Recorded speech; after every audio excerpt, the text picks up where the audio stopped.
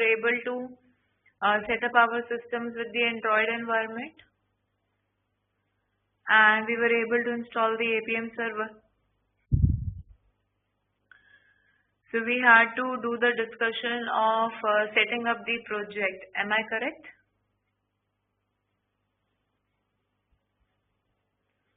Which we did, I guess. We added the Selenium jar files and the Java client file, right? We did that.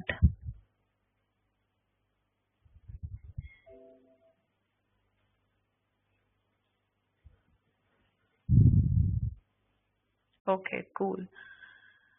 So what we are going to pick today is, we are going to have a look at a concept called as objects of Android.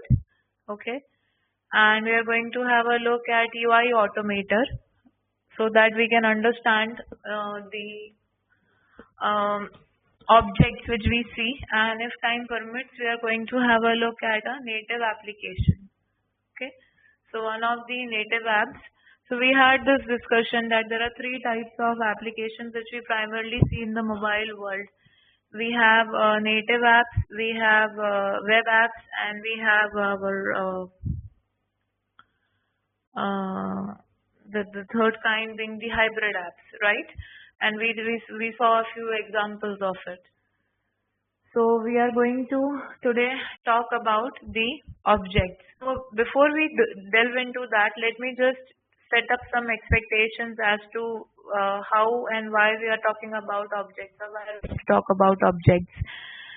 So when you are doing automation, there are two aspects to automation, or two steps to automation. One is to identify the object uniquely on the page. Okay. To identify the object uniquely on the page. Second is to perform an action on it.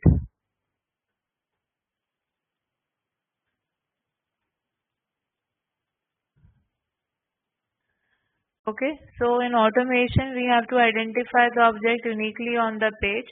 Second is to perform an action on the object identified. These are the two aspects which we basically have to deal with in our automation test scripts. Correct? We are aware of these two steps. So to identify the object uniquely on a page, there are different ways. Okay. So the different ways are basically which we recognize to identify the objects uniquely on the page are explained in this link very nicely, which I will also give you guys to read. The link being the find element link. Okay. It primarily talks about the different ways in which the objects could be recognized available on a web page when we are talking in terms of an APM or a mobile scenario. So this is the link for you guys to read. I'm sharing this link here also. And let's talk about it a bit more, what this link is basically saying. So for example, I'm going to give an analogy in here. Let us say you have to identify an employee in an organization. Okay, we all work in different organizations. We have to identify a random employee in an organization because we have some work with it. So if we have to identify an employee, the employee has an employee ID through which we can recognize, right? Then the employee must be having a name. The employee has a designation. The employee has a team. The employee has a place to sit. The employee is a part of a hierarchy. So all these factors can be taken together or in individual basis or in combination or with reference to some other information to recognize the employee. For example, if I say hierarchy, I can say CEO dot, let's say, CTO dot, let's say, PM dot team lead dot, let's say the name of the employee being Frank. Okay. So this is how I can identify the employee, where I'm using reference to being somebody who is a CEO, under him the CEO, under him the project manager, under him the team lead, under him the somebody called Frank.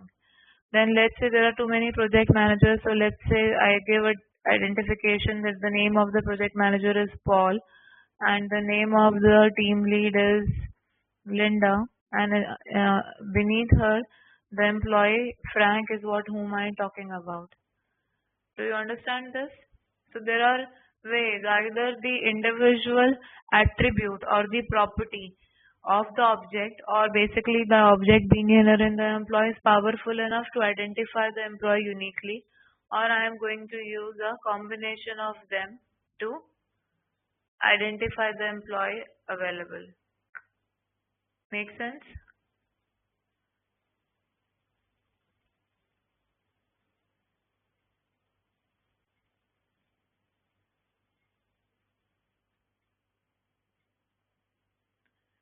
Okay. So there are different ways. So primarily we have to understand that APM is heavily derived from Selenium. So let us try to understand what are the identification factors in Selenium, and through that we will understand the factors in APM. So Selenium has ID, name, XPath, CSS and DOM approach.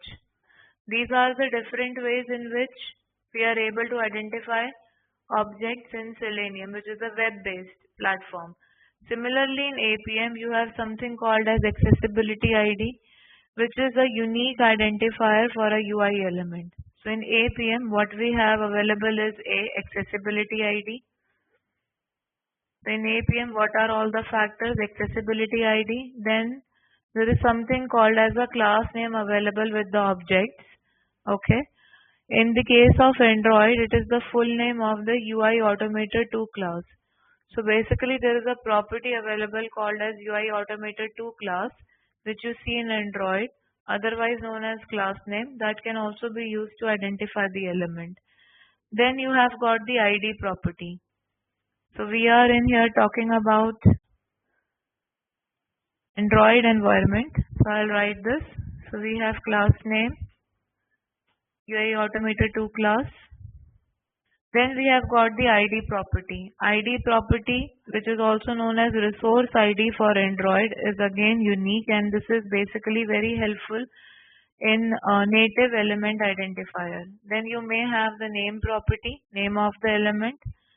XPath property, we will talk a little bit in more detail about XPath. Okay, image property, Android UI Automator, wherein how do we use it is a little tricky, so I'll explain that later. But nevertheless, let's talk about till here because that's helpful till XPath. So accessibility ID is a unique identifier available for the UI element, which is available to us. It is written as in the accessibility ID attribute. For Android, it is called as the content description attribute. Okay. In the case of Android, this is seen as a content description attribute. Then in class name is seen as UI Automator 2 class.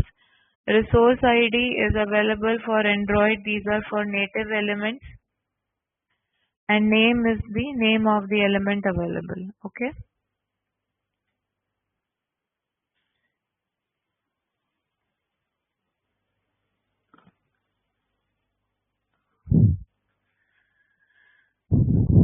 So these are the information which are available with us.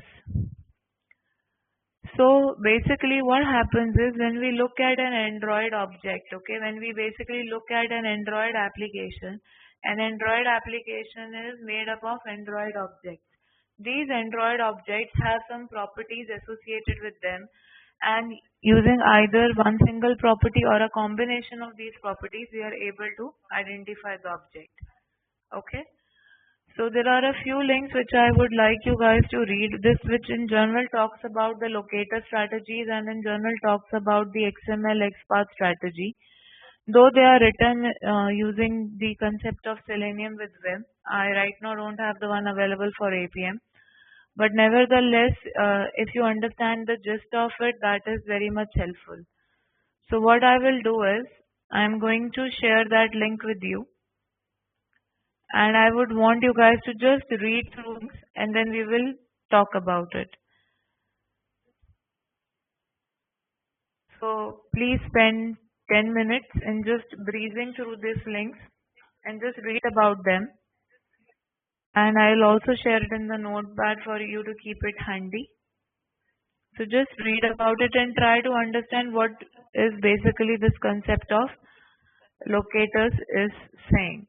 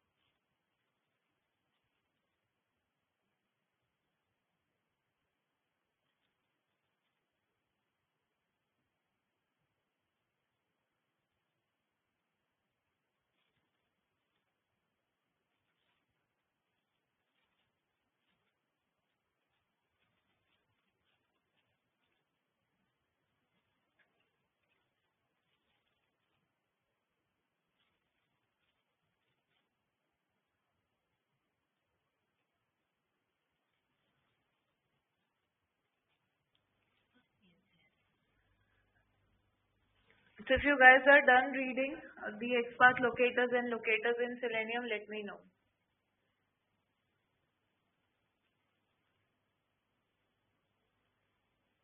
Okay. So were you guys able to relate to what all we discussed?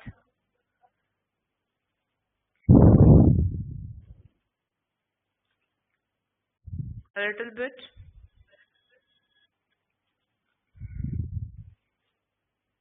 Okay, cool. That helps. So basically, the objects which are available to us in Android or which are basically used to create an Android application are effectively inside something which we called as a view, and then each view has a view group object. So basically you either have a text view or a linear layout. So you have lots of views available, and inside each view you have a layout available. So your layout could be linear or your layout could be tabular, okay? And it helps you declare the element inside these layouts. So what we are going to see is I am going to connect my application, my phone to my system, and I am going to ensure that my my phone is connected to my system through something called as ADB devices. Okay.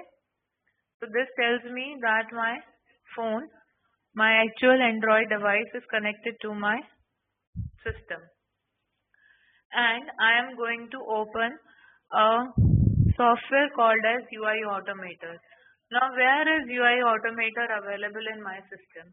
In my system, UI Automator is available inside the Android SDK folder. Okay. Inside the Android SDK folder, I have got my UI Automator available here. So wherever is your Android SDK available, inside it, go to the tools bin folder.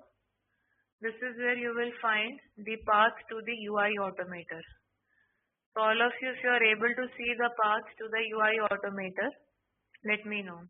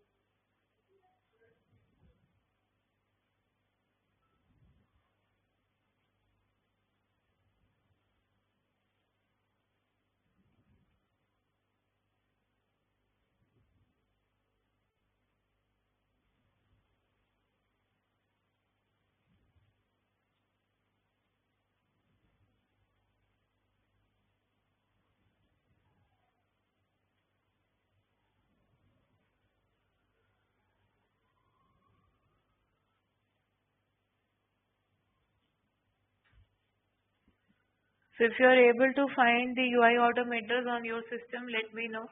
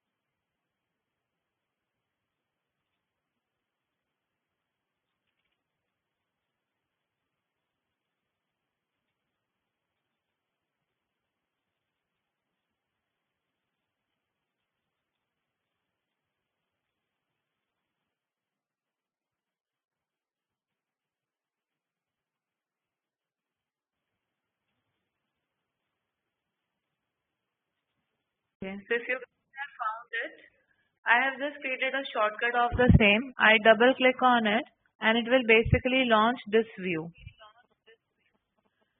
Now once it has launched this view, on my phone I am going to open the calculator application. So we have this view and on my phone I am going to open the calculator application. Okay.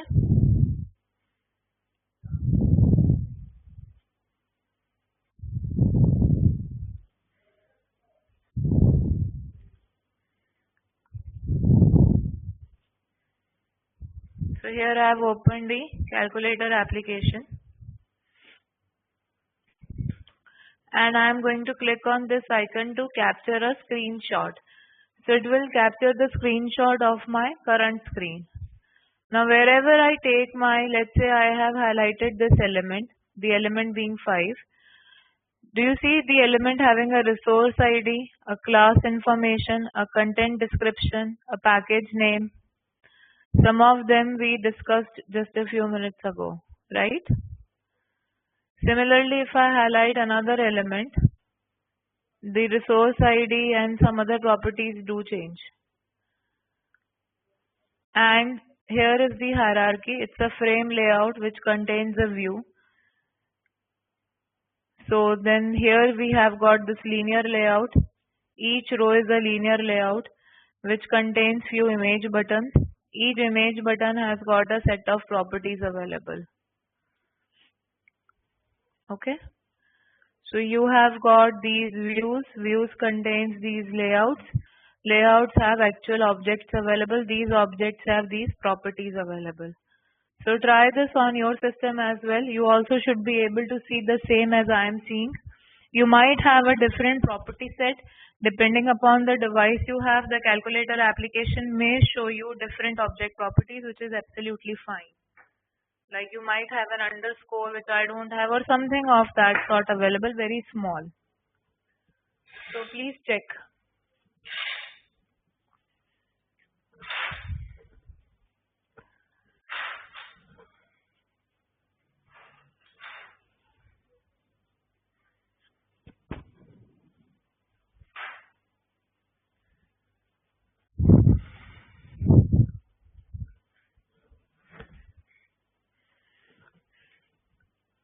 So this is the view which you guys should be able to see.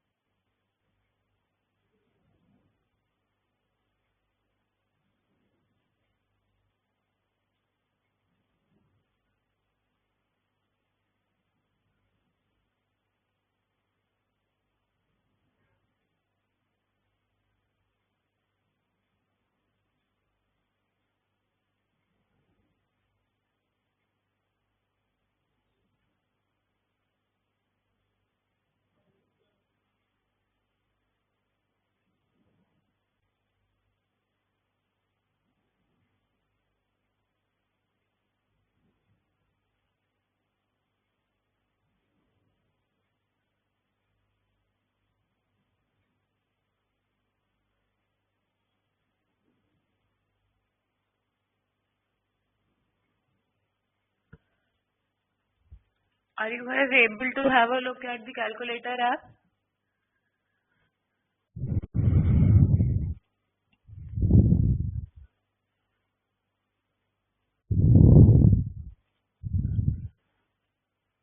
Hello?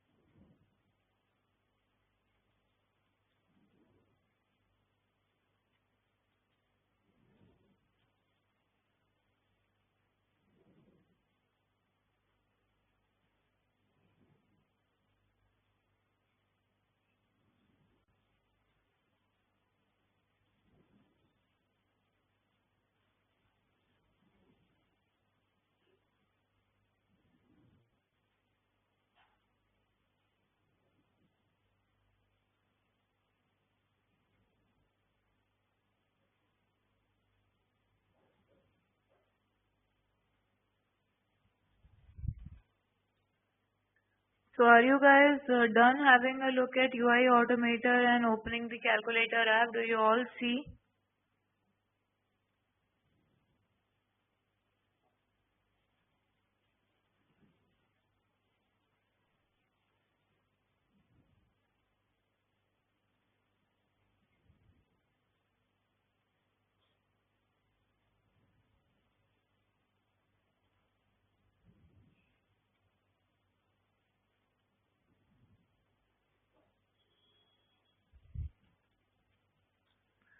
Okay.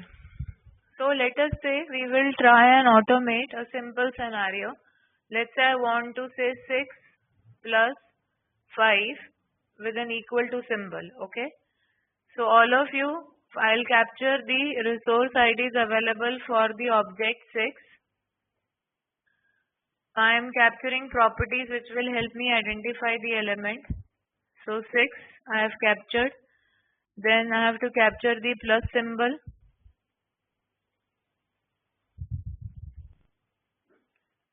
I've captured the plus symbol. Then I have to capture the symbol 5. I have captured the symbol 5. Then we need to capture the equal to symbol. So I have captured the equal to symbol.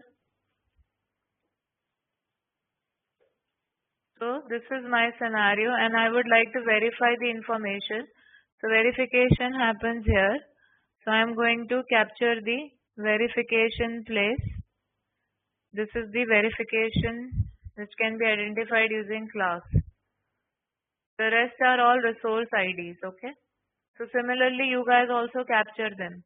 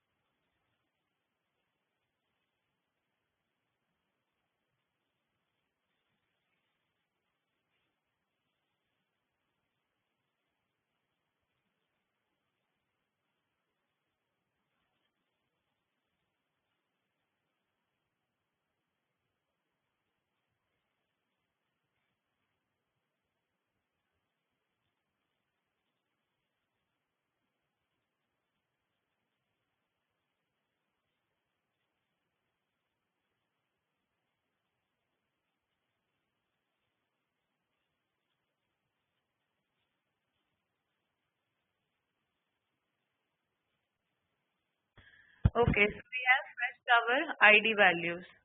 Now let us try to create a script which will basically automate this process. So let us do that.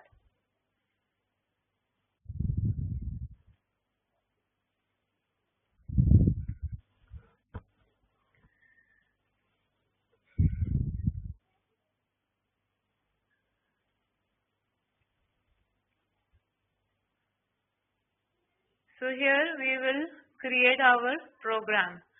To create our program, we will be using some concepts which I will eventually explain you. But right now, let us try to see first of all what all we are importing. So these are our import libraries which we require in our program, and this is our actual script. Okay, where inside this annotation test, what is this annotation, how this is all designed, I will explain. You have this system written, web element digit 5 is equal to, we have recognized the object by using an object called as driver. What is driver? It's an Android driver which basically is created by using this syntax. So you say Android driver and you create an instance of this driver object. Then you take this driver object and pass on the credential so that it connects to your APM server. Your APM server is located in the local host machine listening on the port 4723, to which you also pass something called as caps. Caps are basically your desired capabilities object which set the environment for automation. And this is the timeout available which we are setting. Now using this driver object, our automation client script is created which will talk to the APM server. We use a find element method. So how do you want to find the element? We are trying to find the element by using the ID property, which is resource ID. And once the element is found, we are performing an action on the element. So once the element is found, we are performing the action on the element. Okay.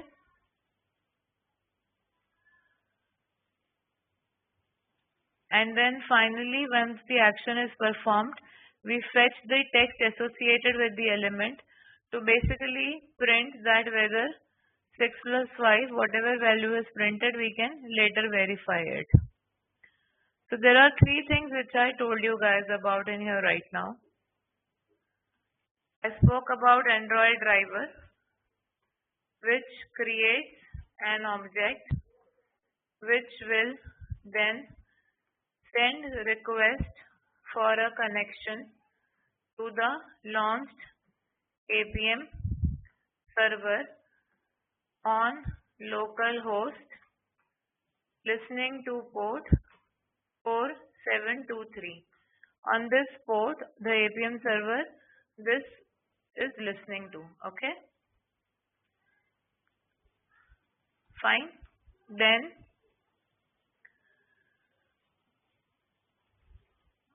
once it has listened on this port, what is the next thing? The next thing is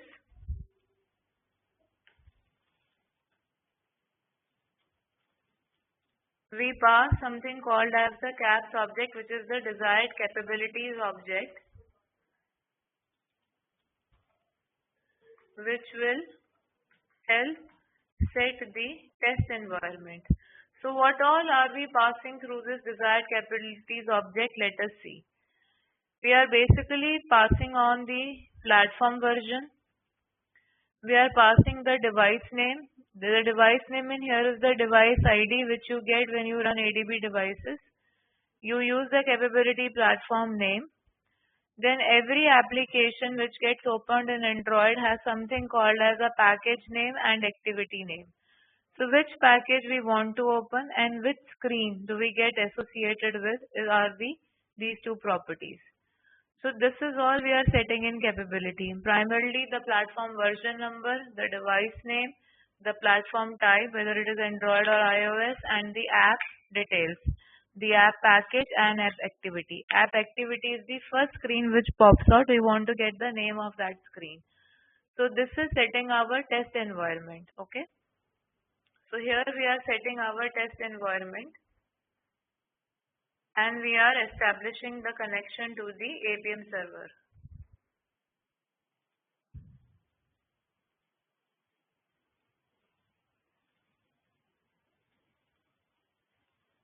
Okay. Then here in the test, we are running the actual test. Here in the after class, we are basically doing cleaning up or closing application. Okay. So what we do is, I'll show you first an execution. To show you guys how it will execute, I have a app installed on my system using which I will cast. So there is something called as Visor which we can use, or there is something called as Screencast which we can also use. So I am going to use Screencast.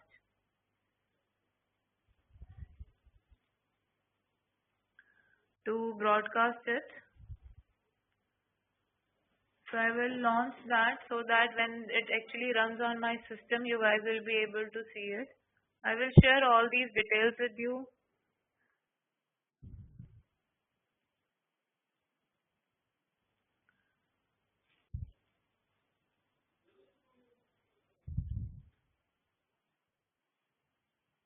Okay, so right now this is how my screen looks like.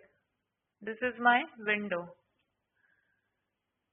So I'm going to now close this UI Automator because my work is done. Also this interferes with the APM server. Now I'm going to double click on the APM server icon.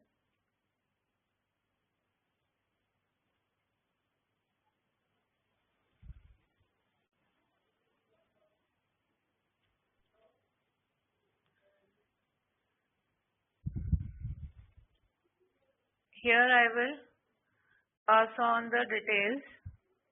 I will click on start server for the server to start running. Okay. So the server is running now and I am going to run my script. Here I click on the play icon to run my script.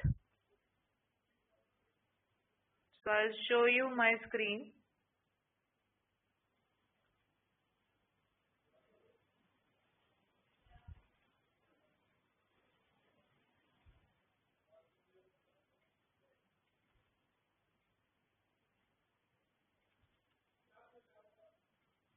Okay. So I got my information. Make sense? So here I was just simply automating a scenario. Remember, there is no actual verification happening. These are only steps to help you automate a native app. Are you guys a bit clear as to what all we did?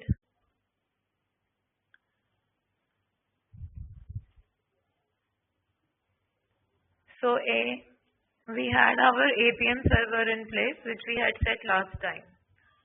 We opened UI Automator after connecting our device to the system and fetched the object attributes. C.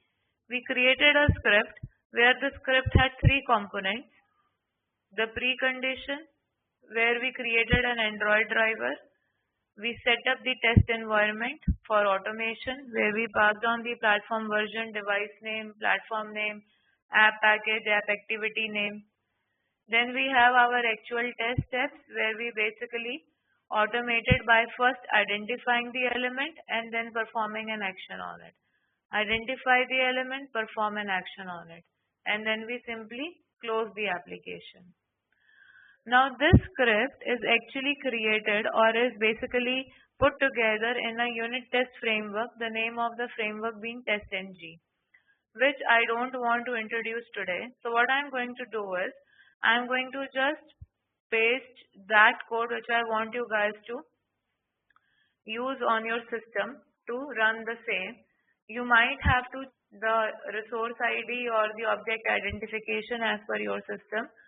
So accordingly you guys change it. So I'm sharing the script part by part, which I want you guys to try on your system so that you guys can tell me that you are also done automating the same scenario. Just create a simple Java code where you have all this available. Remember to change the device ID as per your system, okay? So your device ID will change.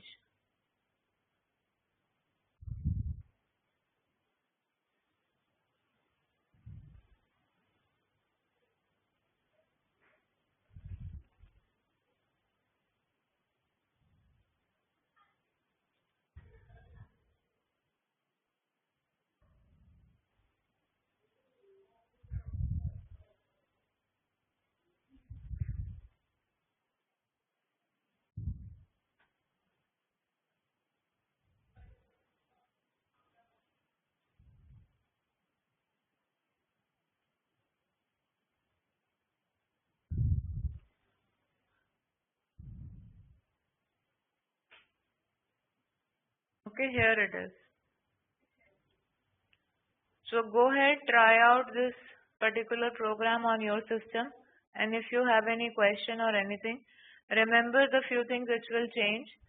The device ID will change as per your system, this thing, which is device name, so this will change as per your system, and this may change the way you are recognizing the object. I am sure you must have found resource ID, but my resource ID and yours could be a little different. Okay, so try out this program on your system, and when you are done, let me know.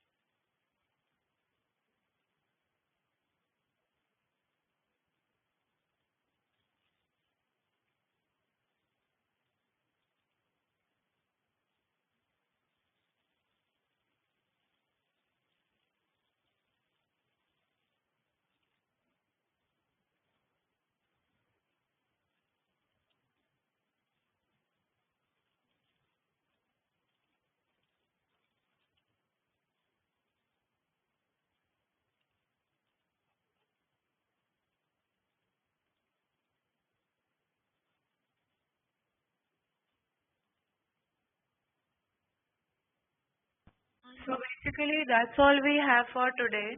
So I just wanted you guys to try out the script. You can take your time. If you have all understood the basic gist of it, just let me know and we can end the session. I don't plan to intend to take any other topic because this itself is pretty heavy. So if you have any questions, let me know, else we are almost done with the session.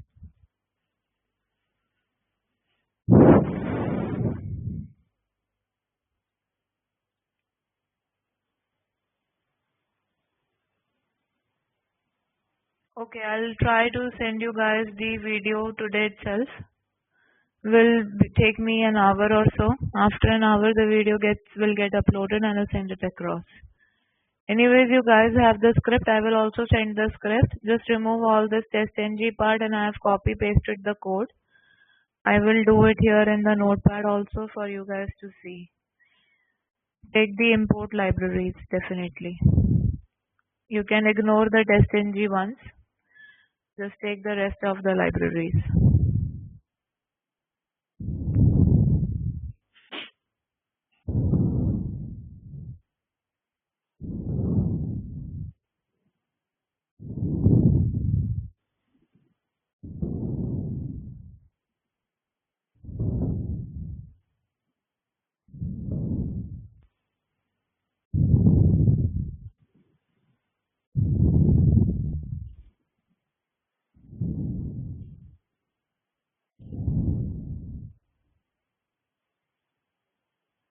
Okay.